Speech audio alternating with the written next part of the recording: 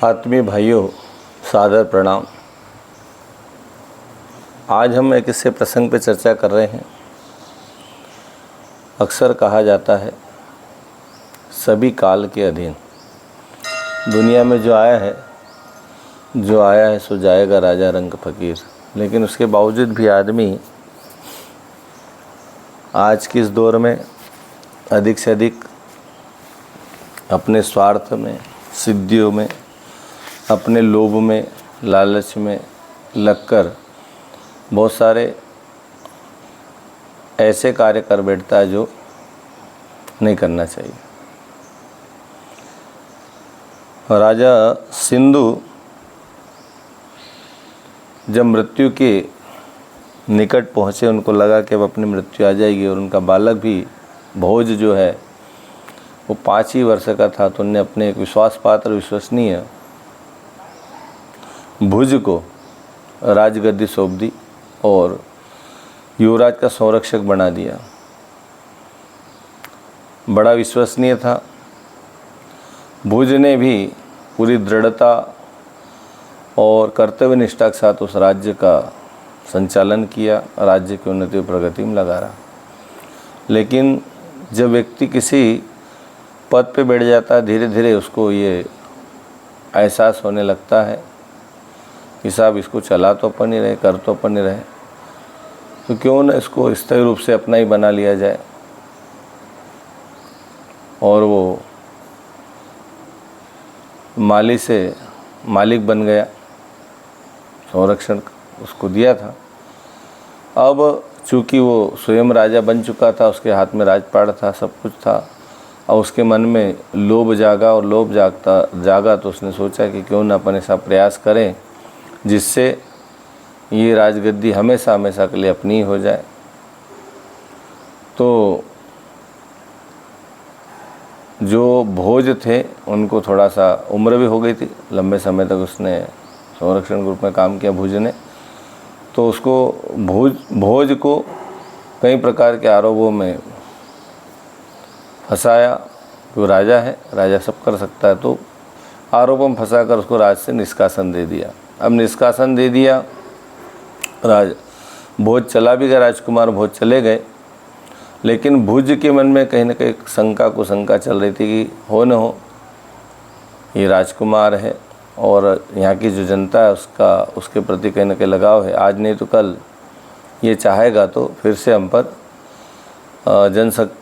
जनशक्ति को इकट्ठा करके हमारे राज्य पर हमला करवा सकता है, या राज्य में ऐसी व्यवस्था बन जाए, सब लोग विरोध में हो जाए तो हमें राजपद छोड़ना पड़े, सुख भोगों को छोड़ना पड़े, तो क्यों न इस कांटे को ही निकाल दिया जाए। उसने वत्सराज नाम के उसके विश्वास पात्र सेनापति को भेजा कि तुम जाओ और जो राजकुमार गए हैं उनका सिर काट कर हमारे चरणों में रख दो। वत्सराज गया, ढूंढते ढूंढते वो पहुंच गया और राजकुमार भोज मिल भी गए। अब भोज ने जैसा ही देखा वत्सराज को, वत्सराज ने कहा भाई राजा भोज ने ऐसा आदेश दिया है कि आपको यहाँ से सिर काट कर ही ले जाए। राजकुमार भोज ने कहा कि भाई आपको जो कार्य दिया गया है, जो कर्तव्य है आपका, वो करो, उसके लिए आप स्वतंत्र हो। लेकिन न जाने वत्सराज के मन में अपनी कर्तव्य निष्ठा, स्वामी भक्ति जागी। सिंधु राजा के विश्वास पात्र भी थे पहले, तो उनने राजकुमार भोज को मारा नहीं, गले मिल गए और रक्त रंजित एक पत्र लिखा था राजकुमार भोज ने, और उसमें लिखा था, उसने जाकर राजा भुज को सुनाया कि साहब हमने आपका दिया हुआ कर्तव्य कार्य पूरा किया। और एक पत्र जो रक्त रंजित था उसमें लिखा क्या था,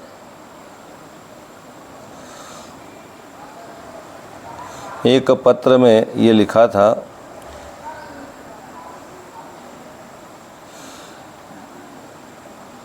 समर्थ होते भगवान श्री राम ने वनवास का क्लेश सहा। समस्त यादव कुल का नाश हुआ, नल को राज्य से च्युत होना पड़ा और कई चक्रवर्ती दिग्विजय सम्राट हुए, पर काल ने किसी को नहीं छोड़ा, सब काल के अधीन। ऐसे शब्द जब भुज ने सुने, उनकी अंतरात्मा काँप गई और अंदर से जो अहम था वो टूटा, भ्रम था वो टूटा और अपनी कर्तव्य निष्ठा जागी कि साहब मैं तो माली था, मालिक बन गया, और रोने लगा। उसके पश्चाताप के आंसू गिरने लगे कि मैंने गलत किया। वस्त्रराज ने कहा महाराज रोइए मत, राजकुमार मरे नहीं। तब जाकर उस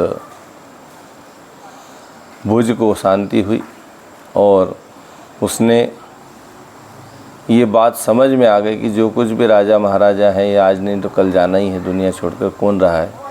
लेकिन हम जब इस लोक से उस लोक में जाएंगे तो हमें वो जवाब देना पड़ेगा कि हमको जो कर्तव्य मिला था, जो कार्य मिला था, उसको छोड़कर हम कर्तव्य की अवहेलना करते हुए राजकुमार की हत्या पर आबद्ध हो गए। उसने राजकुमार को बुलाया, राजकुमार को बुलाकर उसका राज्याभिषेक किया, उसको राजा बनाया और स्वयं वन में तप करने के लिए जंगल में चल पड़े। भाइयों बहनों, कहानी का मूल सारांश क्या है कि आज के समय में हम देखते हैं कि हर व्यक्ति अपने स्वार्थ में ऐसा डूबा हुआ है जैसे उसको इस धरती से जाना ही नहीं है। जन्म जन्मांतरों तक, या यूँ कहे कि आजीवन अमर काल तक वो इस धरती पर ही रहने वाला, उसको शरीर नहीं छोड़ना पड़ेगा, उसको अपने पद पैसा नहीं छोड़ना पड़ेगा, या यूँ कहे कि जो उन्हें बैंक बैलेंस और तिजोरियाँ भर रखी वो छोड़ना नहीं पड़ेगा। ऐसा भ्रम में वो व्यक्ति जी रहा है। जीवन एक धोखा है और इसमें जी रहा है। सब काल के अधीन है, सबको समय समय पर जाना ही होता है। कितने राजा महाराजा दुनिया छोड़कर चले गए, कितने संत महात्मा शरीर छोड़कर चले गए, कितने ही दुरात्मा भी शरीर छोड़कर चले गए। सबको जाना होता है, सब काल के अधीन है। इसलिए हम अपने जीवन में अपने कर्तव्यों को, सत्कर्तव्यों को परिपालन करें। हमारा जो कर्तव्य भगवान ने हमें जो दायित्व दिया है, एक बाप के रूप में, एक पुत्र के रूप में, एक भाई के रूप में, एक पति के रूप में, और बहुत सारे जो भी हमारे रिश्ते हैं, उस नाते जो हमारे कर्तव्य उनको पूरा करते हुए और हम जब दुनिया से जाए तो भगवान के सामने खड़े हो तो आंखें मिलाएं, नज़र से नज़र मिले, ऐसा हम जीवन जी पाएँ।